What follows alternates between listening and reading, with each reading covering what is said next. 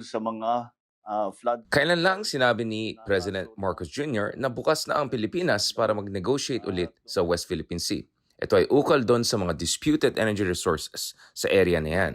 Sinabi din ni President Marcos Jr. na dapat magkaroon tayo ng restructuring sa ating relasyon sa China at mga higanting bansa. These announcements came shortly before President Marcos Jr. also declared the world's first energy emergency crisis. As the president moves into his legacy years, ano yung mga priorities niya? Kamusta ang war on corruption? Where are we heading when it comes to Sara Duterte's impeachment trial? Where does the president stand on that issue? How does BBM ensure that he leaves the country in a better place than what he inherited back in 2022? Ano mga katangian na hinahanap niya sa kanyang successor? Is he gonna support a specific candidate? Is he open to building specific coalitions ahead of the 2028 presidential race? Para pag-usapan yung mga issue na yan, we have a very special guest. Thank you so much, Yusek Claire. I mean, been a while. I mean, lots has happened since last time we had another discussion. Marami tayong pag-usapan. Obviously, papunta na tayo sa mga legacy years ng Ferdinand Marcos Jr. administration. So, gusto ko rin pag-usapan ano yung mga gusto natin makita sa mga susunod na taon as the president goes in these legacy years. But bago dyan, punta muna tayo sa emergency situation na meron tayo. So, I think tayong unang bansa na nagdeklara ng national energy emergency. At the same time, of course, may mga statements si Pangulong Marcos about, countries need to restructure their foreign policy. Dapat balansehin natin yung mga relasyon natin para siguraduhin natin na Philippine first yung ating foreign policy.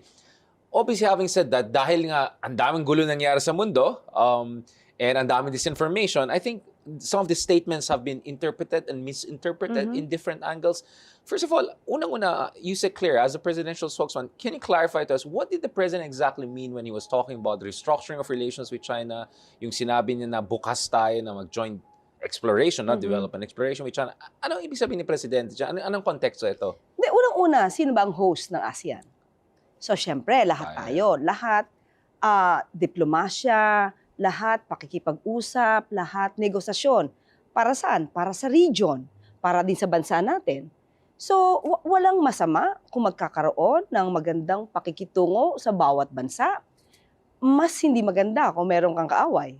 So, ganun lang yung punto ni Pangulo kung ano din naman ang nararapat para sa bansa natin. But definitely, it is supposed to be within the bounds of law. Pag hindi at medyo matatapakan ng interes ng Pilipinas, hindi naman siya a-agree doon. Yusek Claire, sabi niya within the bounds of law. So ang pinag-usapan dito yung ating saligang batas at saka yung arbitration award. Ano bang pinag-usapan natin dito? Well, hindi. Kasi yung pinag-usapan ba natin dito yung joint exploration? Yeah, I mean, sinabi ni Presidente bukas siya sa negosasyon or pag-uusap sa issue na yan. Oo, kasi kung ito nga ay makakabuti naman sa atin, okay, sa bansa natin. Although may mga decision dito na dapat ang easy ay sa atin lang. Yes. But still, kung magkakaroon ng batas, magkakaroon ng magandang polisiya, at ito'y makakaganda sa bansa natin, why not? But, when it comes to that issue, wala pa pong update. Hindi po nag-uusapan sa ngayon. Open lang po ang administrasyon patungkol po dyan, pero wala pong update. So parang general statement of openness lang siya. Yes. Bilang ASEAN chair, bilang isang constructive player in the region, at sa gitna ng lahat ng mga gulo at uncertainties na nangyari. So basically, ang sinasabi nito, Yusek, is people are overreading into it or misreading into it kasi parang nanganak ng sariling universe yun, ang issue na yan. Ang dami reaction, mga kaibigan natin, hindi na natin kailangan pangalanan, di ba? Nagsarili lang siguro sila ng interpretasyon. It's just a question na kung sinabi, open ka ba na makipagnegosasyon sa ibang bansa, mas hindi maganda sa isang pangulo sabihin, hindi ako open. Parang gusto naman ng gulo, parang gano'n. Parang gano'n, di ba? Yeah. So, definitely, basta ito ay makakabuti sa atin, open ang pangulo. Yun lang yun. Mahalaga yung clarification na yan. No? Kasi sa konteksto yan ng isang international TV channel. Doon lang ako kanina on this issue. Tinanong din kasi sa akin. Kaya I was looking forward dito sa ating pag-uusap today. So, basically lang sinasabi ni Presidente is, like, if gusto natin ng diplomacy moving forward. Pero ako naman, going back to the issue ng energy emergency, it's not like even if ngayon tayo mag-sign na agreement, bukas meron na tayong... Hindi naman ganun din yun. Diba? Taon-taon to diba? So, actually, parang even in an ideal world na ma-resolve natin yan, hindi naman yan ang sasagot sa short to medium term challenges natin. Kasi yung problema sa gitnang silangan ngayon, yung giyera sa Iran ngayon, talagang yung epekto niya, magkakaalaman na tayo in the coming weeks lalo, di ba? So going back to the energy emergency, bakit dineklara ni Presidente yan? Why did we need to declare an energy emergency? The energy emergency. Yes. Okay. Bakit? Kasi unang-una, kailangan to kasi pagka ayaw ng Pangulo na dumating tayo doon sa worst case scenario. So preemptive siya. Preemptive siya, okay. actually. So, kumbaga, mas mapapabilis ang trabaho, makakapag-unlock tayo ng funds o DBM. May podo ba tayo for this and that and that? Mas mabilis kasi meron tayong energy emergency. So, yun yun. Pero, kailangan eh. Kasi wala tayo sa, hindi normal yung kondisyon because of the crisis in the Middle East. So, dapat kumilos agad ng gobyerno. So, ito yung sagot. Kaya nag-create ng uplift. Katulad yan, kaka-meeting pa lang ng Pangulo. So, pinakita nila, ito po ang magandang balita. At yung pakikipag-usap sa mga oil companies, mas mabilis. Mas naiintindihan nila, kailangan natin to. So, alam niyo yun, pagka meron tayo energy emergency, mas madaling makipag-usap, mas madaling makipag-negotiate. So, yun yung gusto ng Pangulo. Ayaw na niyang dumating pa tayo doon sa worst case scenario. So, preemptive siya at saka parang may foresight.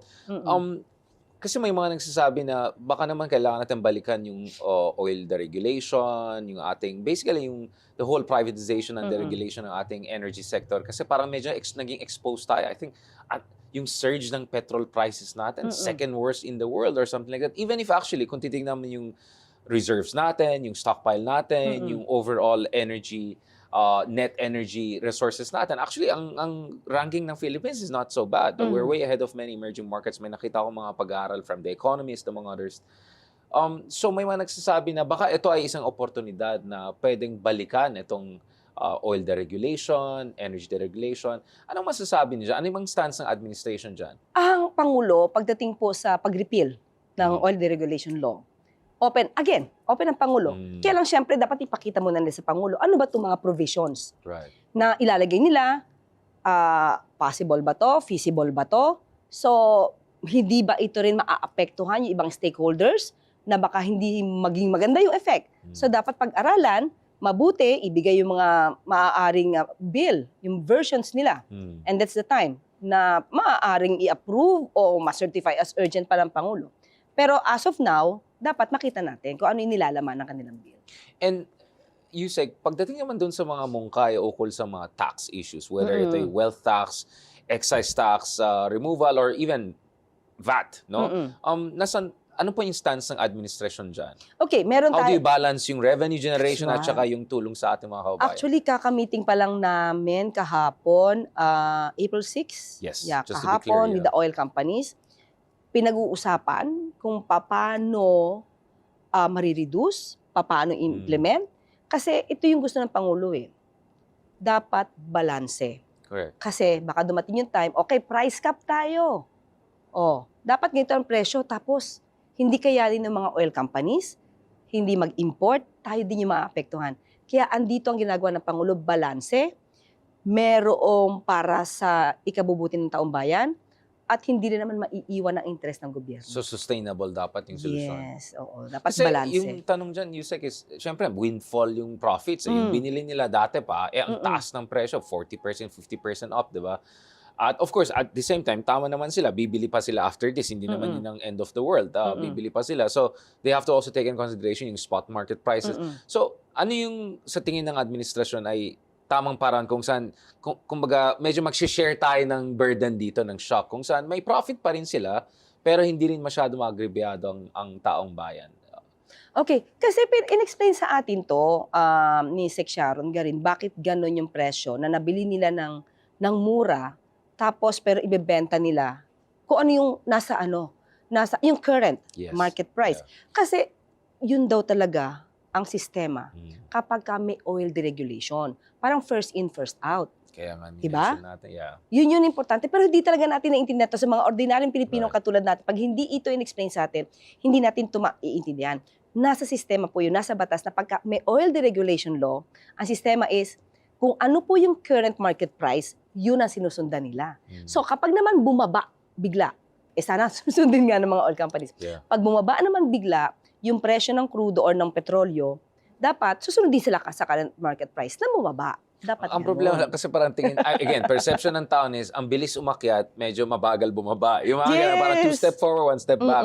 So, iniisip ng tao, yes, naintindihan nila. Ibig sabihin ng deregulation, iwanan mo sa merkado na sila yung mag-determine ng prices.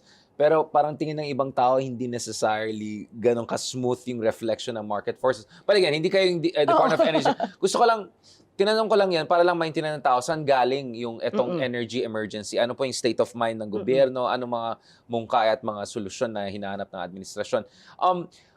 Huling-huli sa issue ng energy, no, bago tayo pumunta sa mga bardagulan sa ating politika kasi mahalaga po yan. Yusek, in terms of yung refinery capacity, renewable energy, yung mga more long-term, kasi yun nga papunta na sa legacy year si Pangulong BBM. So, he wants to set the tone sana, di ba, for years to come.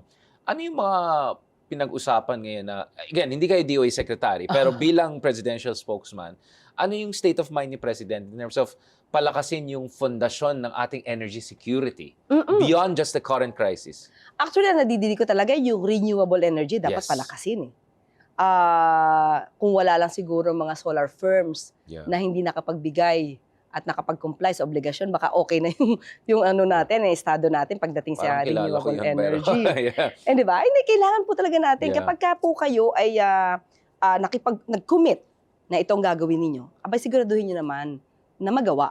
Kasi hindi lang pang sarili nyo yan, kundi pang, kumbaga, mga taong bayan na umaasa para sa mas murang cost. Yeah, 2019 pa yata yung isang solar company na malaki na. Parang ang tagal na. 7 years na, di ba? You would expect na meron tayong... So sana, medyo on the renewable energy. So, meron bang ano yung mga mungkahi ngayon ng DOE, ng gobyerno in terms of yung... Ba't yung refinery? Parang isa na lang refinery yata natin. Dati 3 tayong ganun eh. So, hindi kasalanan. It's from the previous administration eh. Yes, pero siguro mas si Secretary Sharon Garina yung makakaalam ng detalye na yan. Punta naman natin ng konti itong mga pangyayari sa loob ng bansa. So, most recently, sinabi ni Ombudsman Remulla na tuloy-tuloy pa rin naman yung accountability measures, including yung potentially magsasampa sila ng kaso against some very high-level officials, so-called quote-unquote big fish, including a former Senate President, ukol dito sa flood control corruption problems. Na, in fairness, si Pangulong Marcos was the first official who admitted na may problema and something has to be done. And then, of course, we also had ICI last year. Yes. So, eto na, papunta na tayo sa late April, mag-May na tayo. Ano yung saysay ng ICI? Yun ang tanong ng tao. Ano yung, at nasan po tayo dito sa anti-corruption efforts ng ating administrasyon? Yung ICI kasi, ginawa yan, nung una kasi, walang ICI. May ad hoc committee na ginawa ang Pangulo.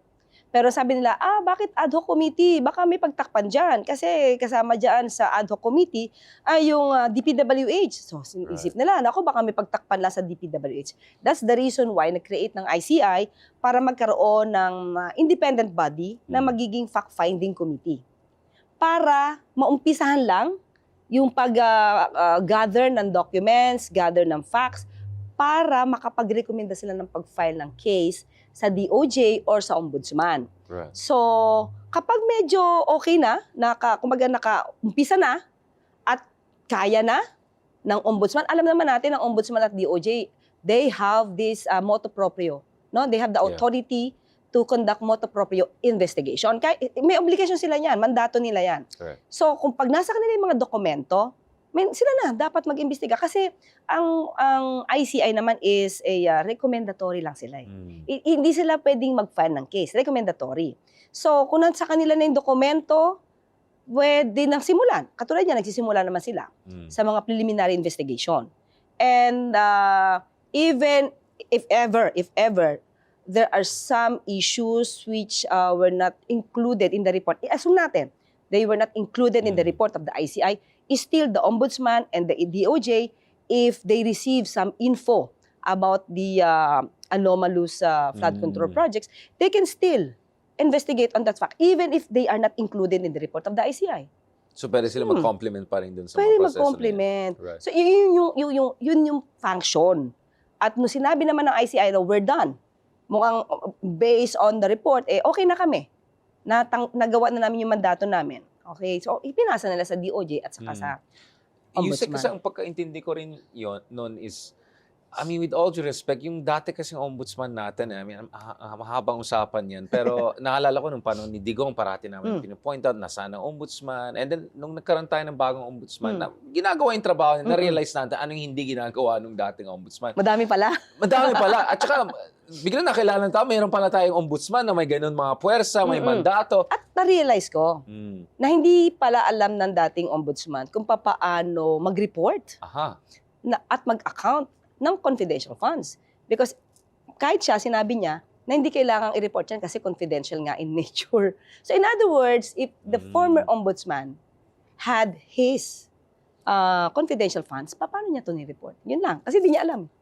That's interesting. I mean, medyo the plot thickens na kasi may mga di ba, report na may mga kaso pa, may investigation against at least one senator, and then for some reason mga fold yan ng dating ombudsman. I mean, it's a long story, but at least aminado naman si bagong ombudsman Remulla na talaga may malaki tayong problema sa ating justice system. You should know this better than all of us having been involved itong sa mga dealing with our justice system or injustice system, some would say. Ouch!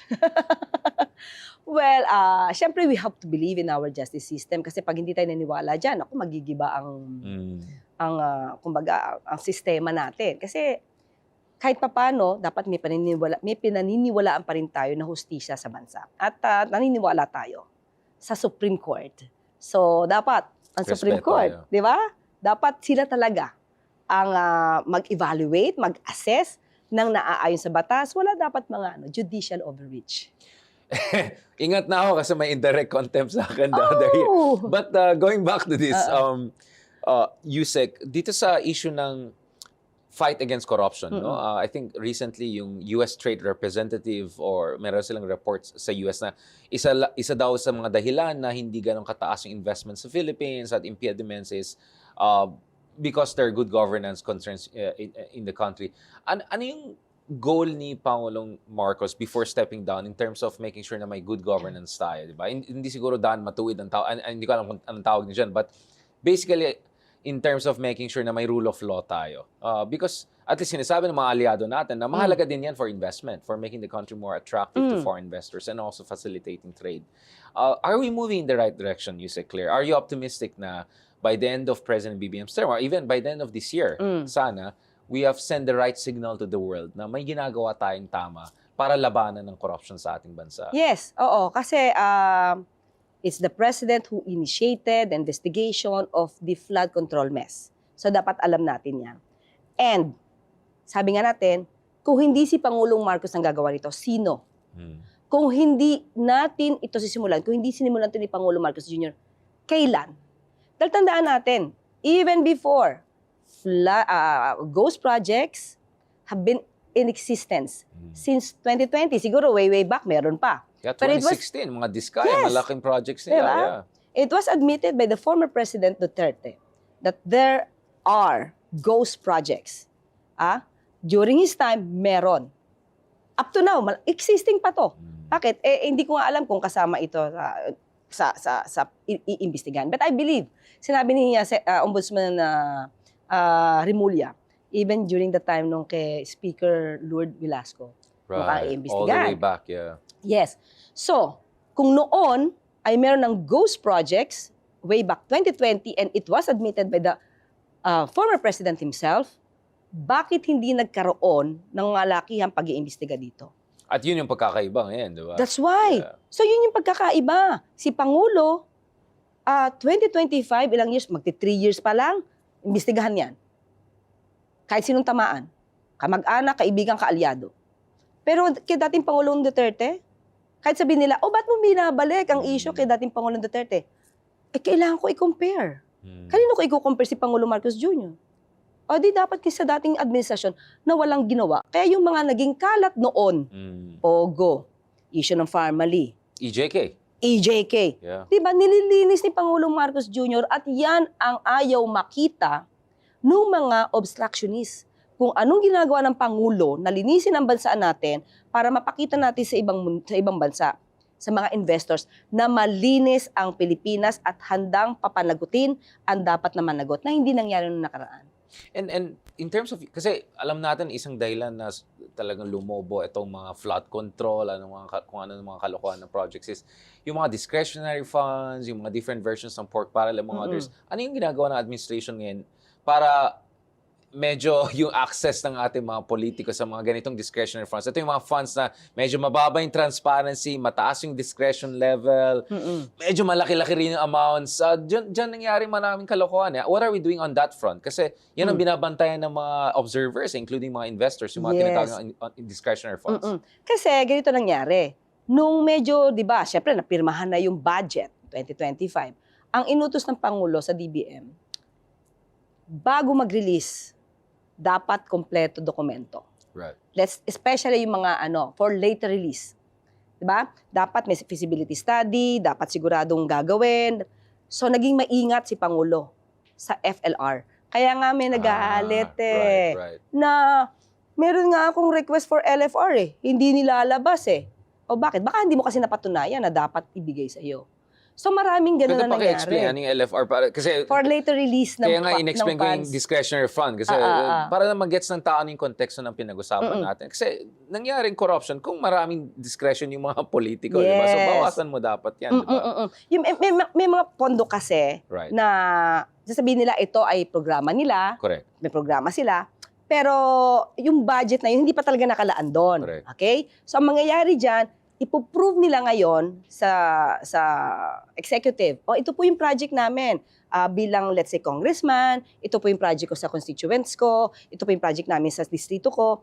Pero bago, inutos ng Pangulo, hindi pwedeng basta-basta kayo magre-release. Right. Dahil nakita natin yung mga marami namang insertions, actually, gusto na din natin maipaalam, na kung may insertions at tama naman, walang problema Like Kung talagang gagawin. Senator Risa pushed for certain adjustments. Amendments, diba? Yeah, oo, amendments. Legit yan. Yes. Transparent process yan. May ganon.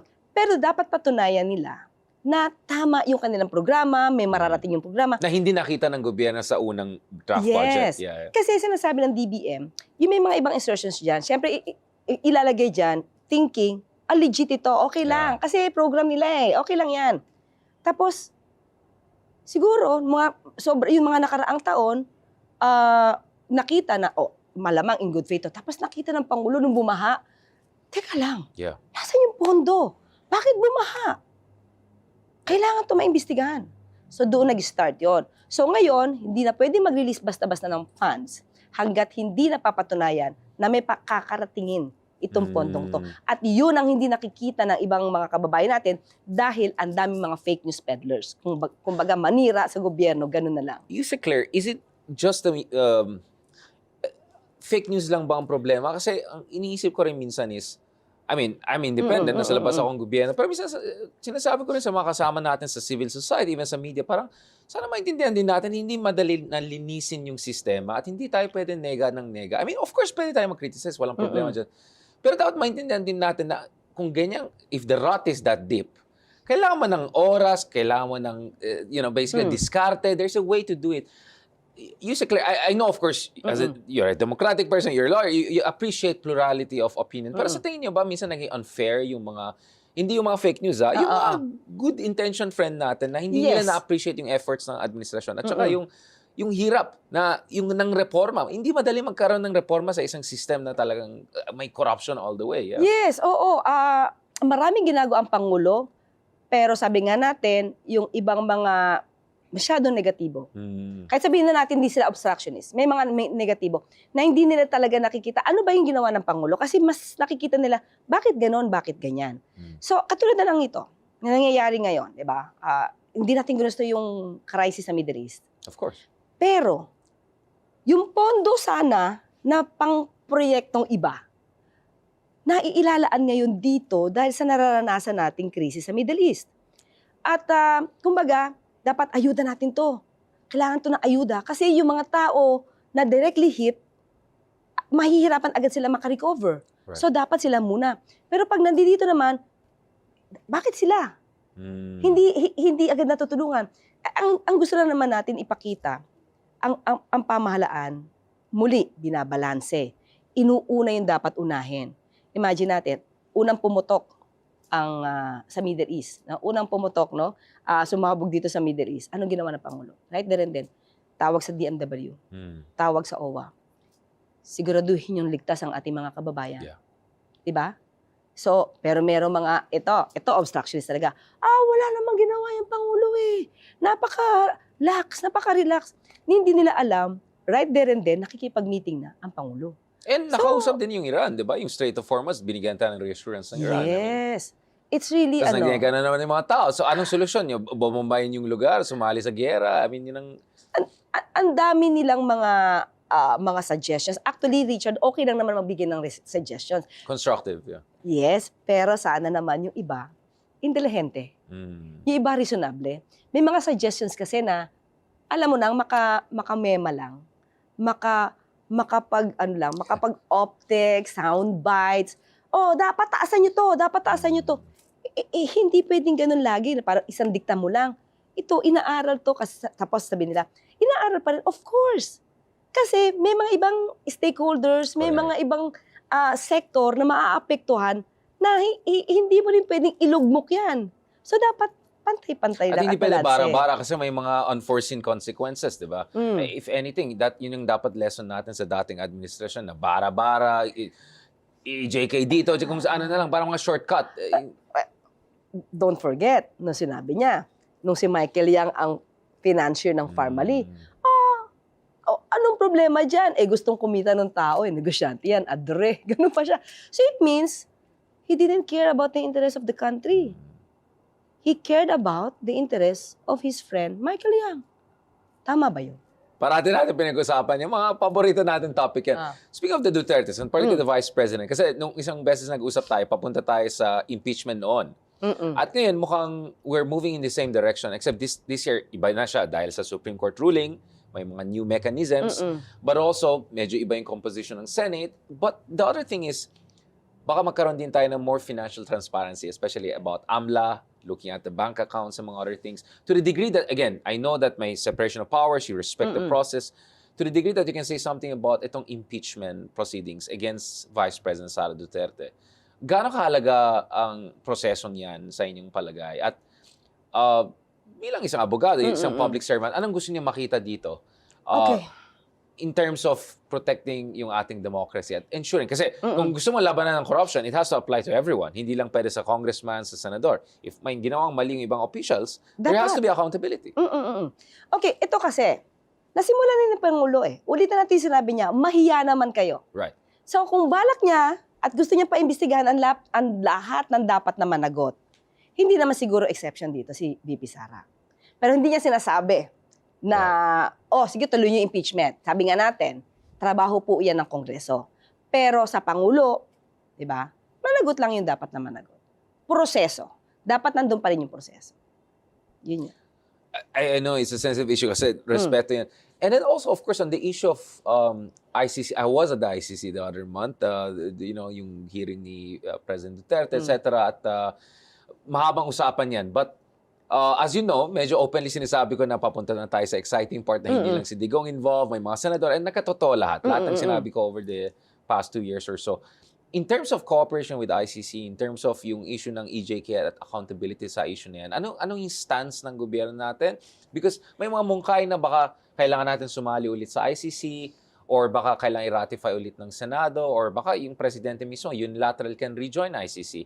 May mga surveys tayo recently that show na at least a significant plurality of Filipinos gusto nila sumali tayo ulit sa ICC, or dito magsasagawa tayo ng mga hearings ukol sa mga EJKs and all. Ano po ang stance ng administrasyon sa issue na ito?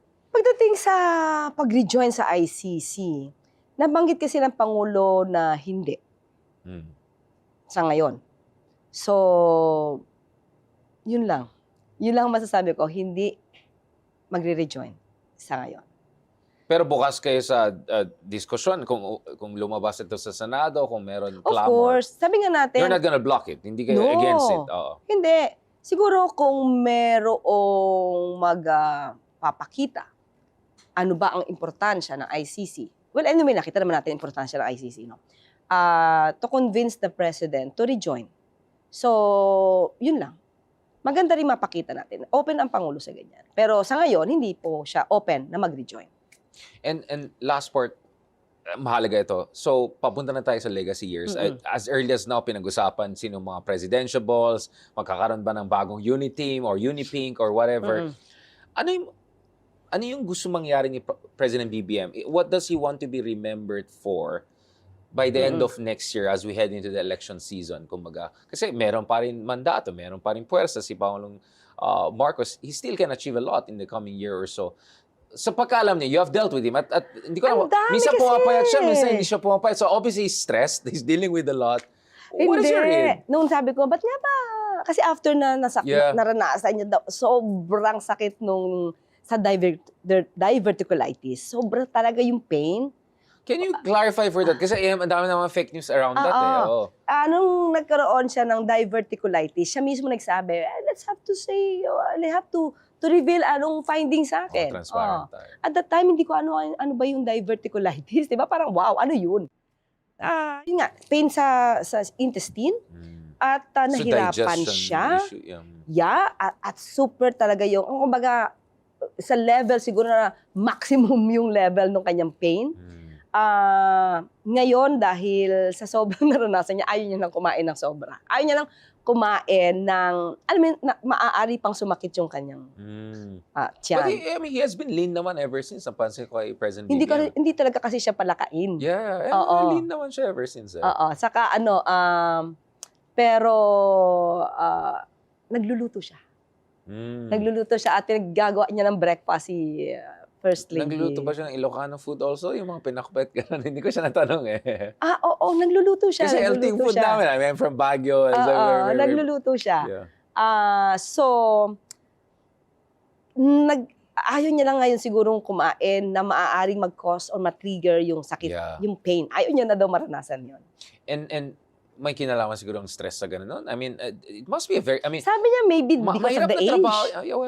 I mean, he's not the youngest man anymore. Yeah.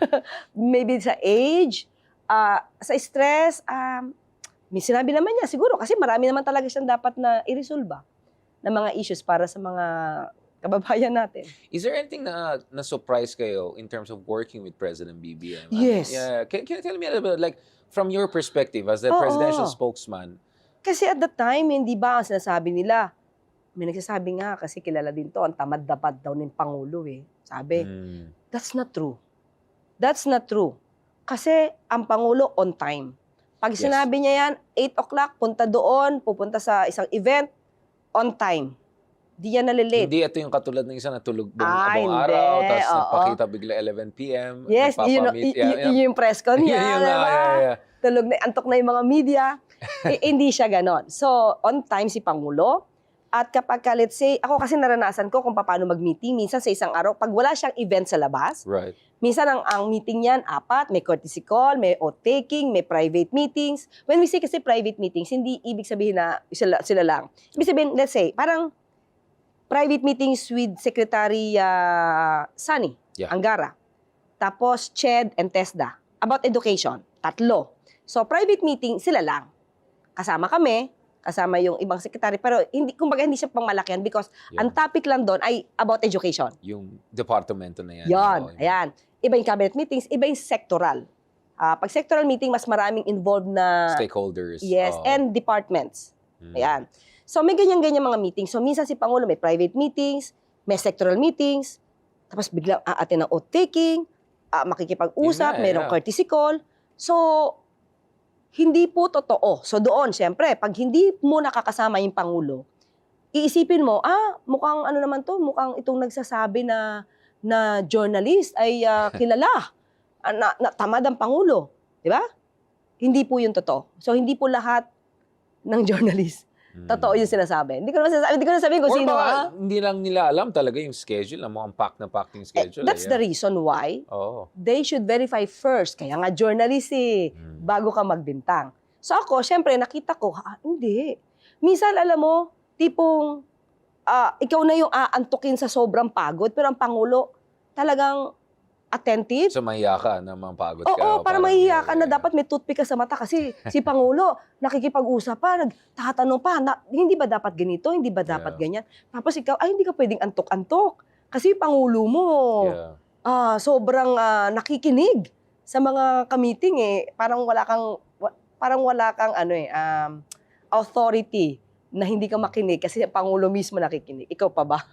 So he stepped up or grew into his job. I mean, someone close to him told me that, sa inyong palagay, workaholic siya. Is that what you're implying? Sa akin, sa nakita ko. Kasi basta binigyan mo yan ng schedule, pupunta at pupunta yan. Basta sabihin lang yung schedule, pupunta siya. Hindi siya Right. At ito pa, minsan, di ba, natapos halimbawa, may oath-taking. Tapos let's say ang meeting namin 3 o'clock. Kasi supposed to be 3 o'clock yon. Pero pag natapos siya doon, let's say ng 2:30, ay hindi ka pwedeng malate. Kasi pupunta siya agad doon sa meeting bago pa mag 3 o'clock. Kaya kami dapat at least mga 30 minutes before, nandun na kami sa venue, sa meeting place, o sa meeting area, para hindi kami malate. Kasi maaga si Pangulo. Correct. Maaga siya. And mahalaga yan. Kasi parang feeling ko minsan nakakalimutan natin, tao yung presidente, may limitasyon and all. And yet, I think, ang problem, because of the Marcos name and baggage, alam natin yan. We come from, there are always this kind of stereotypes and all. But ako naman, fair naman ako di ba? I can be critical. Pero kinausap ko yung mga tao na kailangan kausapin. And the message they give me is exactly what you've been giving me. Which is actually itong tao na to nag-step up, is really all in. Where do you think it's coming from? Is it from a sense na, I mean, may nakita ko mga videos na parang napaiyak siya, na nakita niya yung talagang hirap na hirap yung ibang kababayan. Is it that sense of guilt, duty, this sense na ito na talagang opportunity niya to make a legacy for himself? Where is this coming from? Redemption for Marcos' name? I mean, where is this coming from? I don't think so na redemption lang for the Marcos name. It's more do sa nararamdaman niya na may mga kababayan siya na naghihirap, na kailangan talagang tulungan. Kasi dapat napabayaan sila all these years. Napabayaan sila. Yeah. Kailangan ko magtrabaho. Ang administrasyon na ito dapat magtrabaho para sa kanila.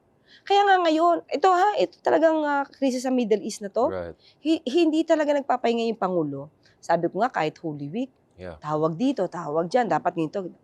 Ganon. So, siguro doon sa mga naninira lang. Kasi meron naninira lang Although alam naman nila yung ibang katotohanan, pero ang purpose nila is manira lang. Sana yung mga kababayan natin na, yung neutral. Yeah. Sana makita niyo po yung ginagawa ng Pangulo para sa atin. Maging mapanuri. Kasi ang dami po talagang fake news na lumalabas para lang sirain si Pangulo Marcos, pati yung administrasyon. Yusek, siguro doon sa mga kababayan natin na hindi nila naintindihan gaano kahirap yung trabaho sa loob ng gobyerno. I mean, hindi ako nag-work at your level, pero I mean, I work in the Senate, I work in the Congress, marami akong nakausap. Sa pagkaalam ko, mahirap kasi malaking makinarya ang gobyerno. Ang daming mga competing priorities and problems. To the degree na pwede nyo explain sa ating taong bayan, gaano kahirap ang trabaho ng isang gobyerno sa isang bansang katulad natin na ang dami-daming problema naka-lasagna over the years. Para lang, kasi nahintindihan ko, yung sinasabi mo, nega ng nega yung ibang tao. Pero nahintindihan ko rin sila kasi parang akala siguro ng tao, magpo-push button ka lang, eto na yan. Bakit di mo ginagawa? Baka may masama kang balak I think may caricature na view ang tao sa yung makinarya ng Estado. Kumbaga. Can you explain to people how difficult, how challenging is when it comes to yung trabaho ng gobyerno and balancing different priorities? Ang isa sa pinaka siguro issue, kahit gusto natin, kami, yung gobyerno, kailangan namin bilhin ito. Right. Ito para ibigay sa tao. May procurement tayo Yeah.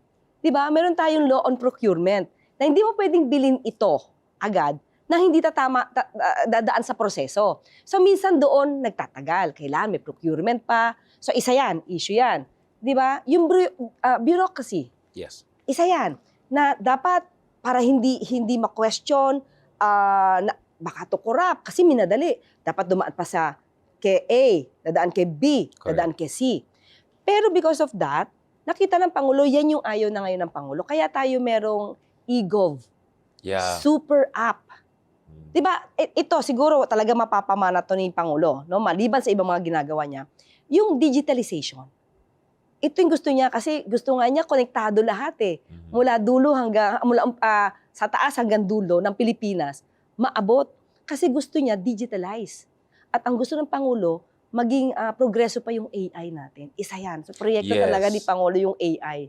So, kailangan mag-level up tayo pagdating sa mga technology, Artificial isa yan. intelligence. Talaga, isa yan sa proyekto talaga Medyo, ng Pangulo. alam ko, medyo geeky si Oo, Para really. Marcos. Kasi I'm partly based sa Oxford ako, based partly in and out ako. So, alam ko the president spent time in Oxford before he was in UK. So, may mga kachismis ako doon. So, actually, geeky daw yun eh. He's into tech and science. Yes. Ganun siya eh. Yeah. Minsan nga nakwento niya, parang bumili yata siya ng second hand na sasakyan na parang Right. hybrid something just to know how it works. May ganun siya eh.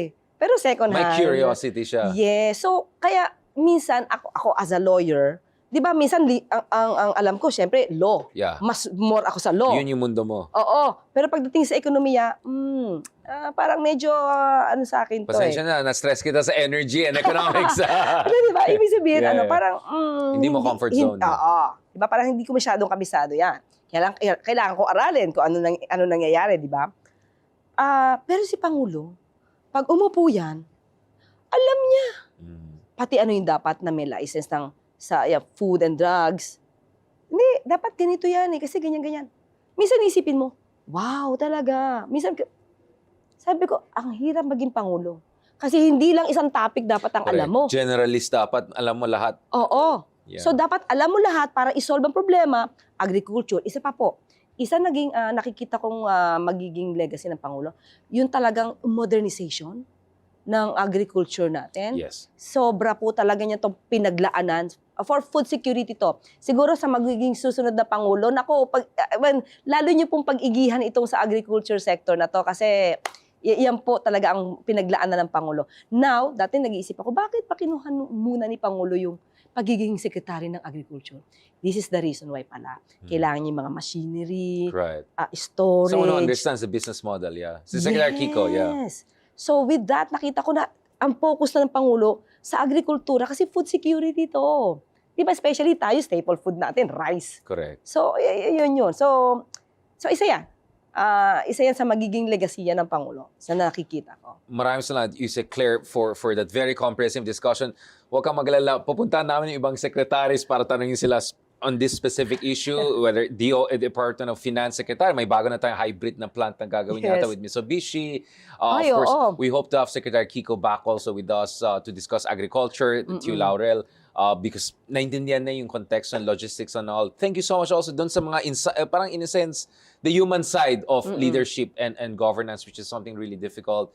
May pahabol na tanong, will the President endorse anyone? Is he looking forward? Does he have someone in mind? Because one part of legacy, sinong mag-carry ng legacy mo afterwards? Hindi pa nabubulong sa akin ni Pangulo. Pag nabulong sa akin, bubulong ko sa iyo.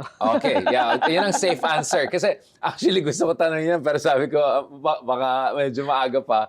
But obviously, that's also something people are gonna watch for dun sa kanyang legacy years. Sinong or anong mga katangian na hinahanap niya sa kanyang successors? Ayun, masasagot ko ano yung katangian. Ayun, sige, yun. Ano Siyempre, di ba, unang-una, dapat may talino. alam ko na hindi pala pwede yung isa. Parang biglang ganun. Unang-una, dapat mapagmahal sa bayan. Yun, alam ko rin yan. At ang dapat nasa isip, yung nation building. Correct. Yan ang gusto ng Pangulo. Parang alam ko na sino mga pwede at sino hindi pwede. At hindi yung qualified, Hindi di pwede. ba? Alam niyo na Parang kung ang dami sino na yung disqualify hindi ka just sa qualified. number 1 and number 2. Yung isa Yes. both tick all the boxes. Mm-mm. So alam natin sino hindi niya endorse. I think that's reassuring enough. Oo, di ba? Dapat matalino. Yun. Yeah, At saka hindi dapat yes. puro paninira lang alam. Kasi imagine mo kung magiging presidente ka tapos paninira lang yung alam mo, ay mababago ang kwento. Kasi babaguhin nila yung kwento, through fake news lang sila, magiging maganda yung ginagawa nila, when in fact, fake news pala yun. So siguro Delikado isang yun. legacy ni Pangulong BBM also is magdi-detox tayo. Kasi ang tagal nung yung dating administrasyon na grabe 6 years. I mean actually more than 6 years. Yung I mean, you know that better than anyone. Yes. Talagang grabe yung dinadaan na lang sa purong kalokohan, disinformation. Kaya ang hirap magkaroon ng yung maayos na political discussion nga kumbaga eh. Kasi minsan nasasabihin, kahit sunugin niyo ako, o hindi ko kayang Yung amoy solusyonan. Ayos. Hindi ko kayang solusyonan kung mataas ang presyo ng krudo. Yeah. Diba? So, kanino ba galing yun? Hindi ganyan ng Pangulong Marcos Jr. Lahat ng efforts, lahat ng pwedeng gawin, gagawin yan. Tsaka yung cynicism, no? I think isa rin sa ating kalaban sa demokrasya is yung cynicism. Wala rin mga gawang presidente, wala rin mga gawang gobyerno. Porong bola lang yan. How important it is to have hope, pero hope na informed hope, kumbaga. May basihan. Because I'm sure, pumasok ka sa position mo ngayon dahil may pag-asa ka para sa bayan. Dahil willing ka mag-invest dito sa nation building natin. Actually, mas nakita ko kasi kung paano magtrabaho yung administrasyon nung napasok ako.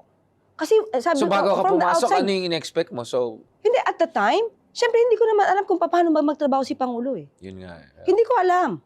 Diba? Kasi ako, trial lawyer lang ako. Tapos nasa radio Media, lang ako, yeah. nasa media lang ako. Mas mabilis kang mamintas. Totoo ito ha. Mas mabilis kang mag-judge kapag hindi mo nakikita yung trabaho ng isang tao. Yeah. At ganun ako before. Pero pag nakita mo pala yung pinaka-detalye ng ginagawa nila, ikaw yung mahihiya sa sarili mo kasi sobra ka naging judgmental. Which is interesting. It reflects also on the judgment and the personality of the president na kinuha niya isang katulad mo na not necessarily fan of the president, quite critical, someone from our community, the journalistic podcaster community. So siguro kailangan din natin isang presidente na hindi pikon. I think yun ang isa sa mga pinaka-interesting nakita ko na hindi pikon si BBM. Hindi. I mean, lahat tayo nag-criticize sa kanya throughout the years, but I never felt na pikon siya. At someone na bukas na makipagtrabaho sa mga ibang tao na even if critical sa kanya, alam niya may pagmamahal sa bayan at may merit, may skill sets, 'di ba? Yun din sana makita natin. Hindi, sa totoo yan ha. Hindi siya tumitingin sa kulay. Kahit sa mga lugar, kahit sabihin mo na hindi mo sinuportahan si Pangulo, basta kailangan ng tulong, pupuntahan yan. Bibigyan ng tulong. I mean, kung anong kailangan na development dyan, ibibigay yan. So walang kulay-kulay kay Pangulo Marcos Jr. Yun yung nakita natin. And that's very encouraging. Salamat again, Yusek It's Claire. my Bago pleasure. may humabol pa ng ibang tanong. Catch us again next week here on One News. You can also check out the long conversation on Spotify and YouTube. I'm Richard Haydarian, and that was The View from Manila, where One News, all sides, all the time.